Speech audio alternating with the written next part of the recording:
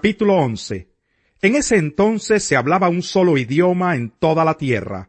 Al emigrar al oriente, la gente encontró una llanura en la región de Sinar y allí se asentaron. Un día se dijeron unos a otros: vamos a hacer ladrillos y a cocerlos al fuego. Fue así como usaron ladrillos en vez de piedras y asfalto en vez de mezcla.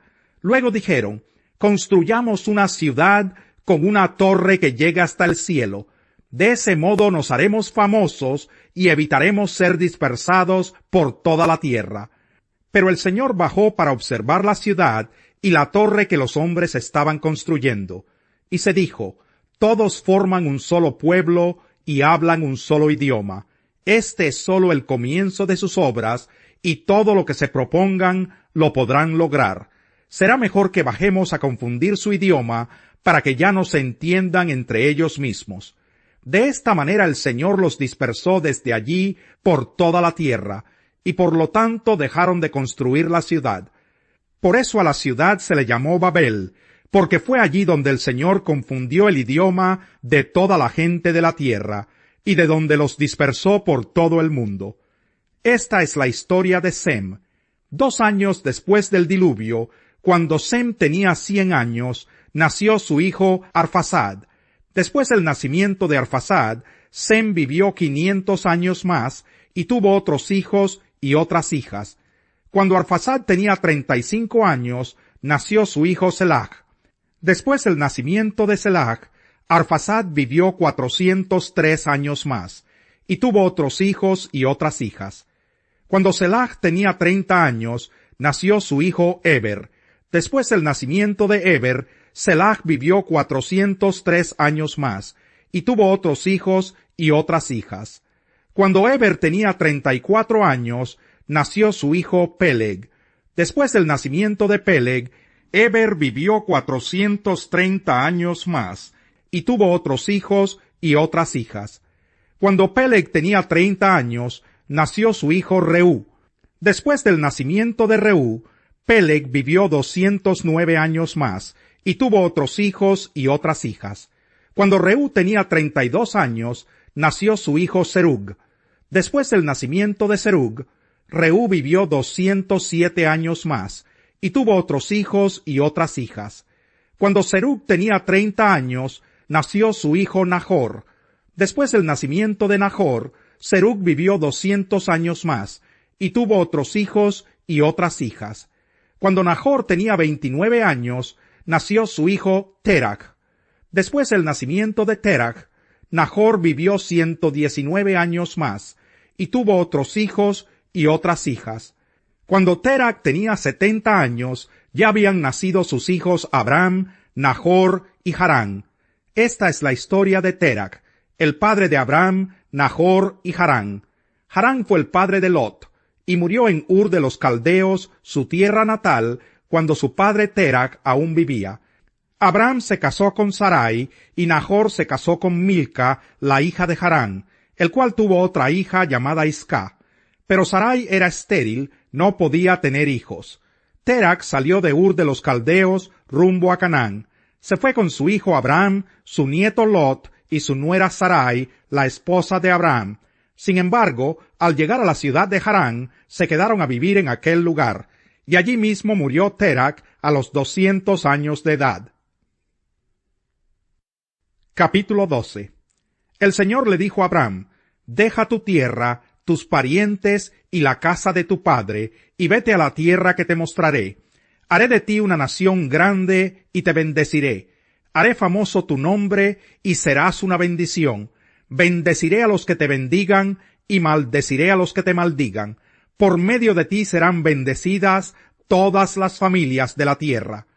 Abram partió tal como el Señor se lo había ordenado, y Lot se fue con él. Abram tenía 75 años cuando salió de Harán. Al encaminarse hacia la tierra de Canaán, Abram se llevó a su esposa Sarai, a su sobrino Lot, a toda la gente que habían adquirido en Harán y todos los bienes que habían acumulado. Cuando llegaron a Canaán, Abram atravesó toda esa región hasta llegar a Siquén, donde se encuentra la encina sagrada de Moré. En aquella época, los cananeos vivían en esa región. Allí el Señor se le apareció a Abraham y le dijo: Yo le daré esta tierra a tu descendencia. Entonces Abraham erigió un altar al Señor, porque se le había aparecido. De allí se dirigió a la región montañosa que está al este de Betel, donde armó su campamento, teniendo a Betel al oeste y Ai al este. También en ese lugar erigió un altar al Señor e invocó su nombre. Después Abraham siguió su viaje por etapas hasta llegar a la región del Negev. En ese entonces hubo tanta hambre en aquella región que Abraham se fue a vivir a Egipto. Cuando estaba por entrar a Egipto, le dijo a su esposa Sarai: Yo sé que eres una mujer muy hermosa. Estoy seguro que en cuanto te vean los egipcios, dirán: es su esposa. Entonces a mí me matarán, pero a ti te dejarán con vida. Por favor, di que eres mi hermana, para que gracias a ti me vaya bien y me dejen con vida. Cuando Abraham llegó a Egipto, los egipcios vieron que Sarai era muy hermosa. También los funcionarios del faraón la vieron y fueron a contarle al faraón lo hermosa que era. Entonces la llevaron al palacio real. Gracias a ella trataron muy bien a Abraham. Le dieron ovejas, vacas, esclavos y esclavas, asnos y asnas y camellos. Pero por causa de Sarai, la esposa de Abraham, el Señor castigó al faraón y a su familia con grandes plagas. Entonces el faraón llamó a Abraham y le dijo: ¿Qué me has hecho? ¿Por qué no me dijiste que era tu esposa? ¿Por qué dijiste que era tu hermana? Yo pude haberla tomado por esposa. Anda, toma a tu esposa y vete. Y el faraón ordenó a sus hombres que expulsaran a Abraham y a su esposa junto con todos sus bienes. Capítulo 13. Abraham salió de Egipto con su esposa, con Lot y con todos sus bienes, en dirección a la región del Negev. Abraham se había hecho muy rico en ganado, plata y oro. Desde el Negev, Abraham regresó por etapas hasta Betel, es decir, hasta el lugar donde había acampado al principio, entre Betel y Ai. En ese lugar había erigido antes un altar, y allí invocó a Abraham el nombre del Señor. Capítulo 5. Cuando vio a las multitudes, subió a la ladera de una montaña y se sentó. Sus discípulos se le acercaron, y tomando él la palabra, comenzó a enseñarles diciendo: Dichosos los pobres en espíritu, porque el reino de los cielos les pertenece. Dichosos los que lloran, porque serán consolados. Dichosos los humildes, porque recibirán la tierra como herencia. Dichosos los que tienen hambre y sed de justicia, porque serán saciados. Dichosos los compasivos, porque serán tratados con compasión. Dichosos los de corazón limpio, porque ellos verán a Dios. Dichosos los que trabajan por la paz, porque serán llamados hijos de Dios. Dichosos los perseguidos por causa de la justicia, porque el reino de los cielos les pertenece. Dichosos serán ustedes cuando por mi causa la gente los insulte, los persiga y levante contra ustedes toda clase de calumnias. Alégrense y llénense de júbilo, porque les espera una gran recompensa en el cielo. Así también persiguieron a los profetas que los precedieron a ustedes. Ustedes son la sal de la tierra, pero si la sal se vuelve insípida, ¿cómo recobrará su sabor? Ya no sirve para nada, sino para que la gente la deseche y la pisotee. Ustedes son la luz del mundo. Una ciudad en lo alto de una colina no puede esconderse, ni se enciende una lámpara para cubrirla con un cajón. Por el contrario, se pone en la repisa para que alumbre a todos los que están en la casa. Hagan brillar su luz delante de todos, para que ellos puedan ver las buenas obras de ustedes y alaben al Padre que está en el cielo. No piensen que he venido a anular la ley o los profetas. No he venido a anularlos, sino a darles cumplimiento. Les aseguro que mientras existan el cielo y la tierra, ni una letra ni una tilde de la ley desaparecerán hasta que todo se haya cumplido. Todo el que infrinja uno solo de estos mandamientos, por pequeño que sea, y enseñe a otros a hacer lo mismo, será considerado el más pequeño en el reino de los cielos, pero el que los practique y enseñe será considerado grande en el reino de los cielos. Porque les digo a ustedes que no van a entrar en el reino de los cielos a menos que su justicia supere a la de los fariseos y de los maestros de la ley. Ustedes han oído que se dijo a sus antepasados: no mates, y todo el que mate quedará sujeto al juicio del tribunal. Pero yo les digo que todo el que se enoje con su hermano quedará sujeto al juicio del tribunal. Es más, cualquiera que insulte a su hermano quedará sujeto al juicio del consejo, pero cualquiera que lo maldiga quedará sujeto al juicio del infierno.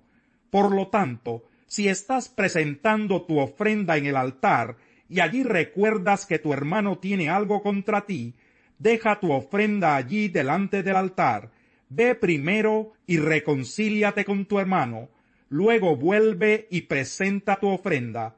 Si tu adversario te va a denunciar, llega a un acuerdo con él lo más pronto posible. Hazlo mientras vayan de camino al juzgado, no sea que te entregue al juez y el juez al guardia y te echen en la cárcel. Te aseguro que no saldrás de allí hasta que pagues el último centavo. 5. Atiende, Señor, a mis palabras, toma en cuenta mis gemidos, escucha mis súplicas, Rey mío y Dios mío, porque a ti elevo mi plegaria. Por la mañana, Señor, escuchas mi clamor, por la mañana te presento mis ruegos, y quedo a la espera de tu respuesta. Tú no eres un Dios que se complazca en lo malo, a tu lado no tienen cabida los malvados, no hay lugar en tu presencia para los altivos, pues aborreces a los malhechores. Tú destruyes a los mentirosos y aborreces a los tramposos y asesinos. Pero yo, por tu gran amor, puedo entrar en tu casa, puedo postrarme reverente hacia tu santo templo. Señor, por causa de mis enemigos, dirígeme en tu justicia, empareja delante de mí tu senda. En sus palabras no hay sinceridad, en su interior solo hay corrupción. Su garganta es un sepulcro abierto, con su lengua profieren engaños. Condénalos, oh Dios, que caigan por sus propias intrigas. Recházalos por la multitud de sus crímenes, porque se han rebelado contra ti. Pero que se alegren todos los que en ti buscan refugio, que canten siempre jubilosos, extiende tu protección, y que en ti se regocijen todos los que aman tu nombre. Porque tú, Señor, bendices a los justos, cual escudo los rodeas con tu buena voluntad.